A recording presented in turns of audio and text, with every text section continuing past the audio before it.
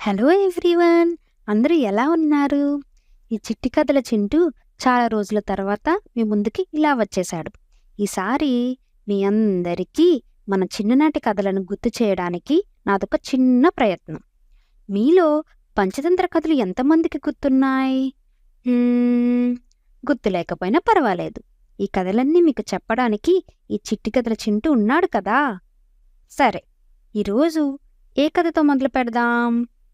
హా! తాబేలు మరియు కుందేలు కథ.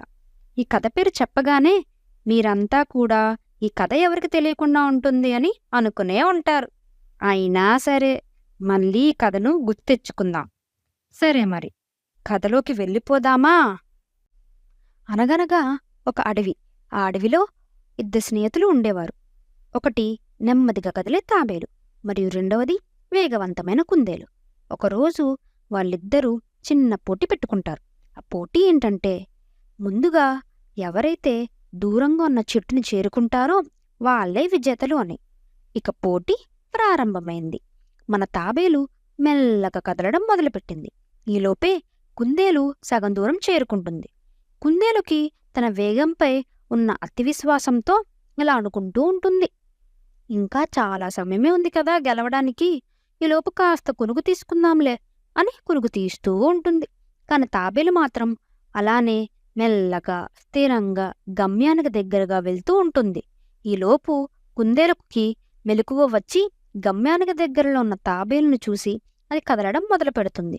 కాని మన తాబేలు ఈలోపే గమ్యాన్ని ముందుగానే చేరుకుంటుంది. ఇదండి మన తాబేలు కుందేలు కథ. ఈ కథలో మనం చాలా విషయాలను నేర్చుకోవచ్చు. మొదటిది, మనం చేసే పని నెమ్మదిగా చేసినా స్థిరంగా ఉండి చేస్తే దేనినైనా సాధించవచ్చు. రెండవది, అతి విశ్వాసం ఎప్పటికైనా వైఫల్యాన్నే ఇస్తుంది.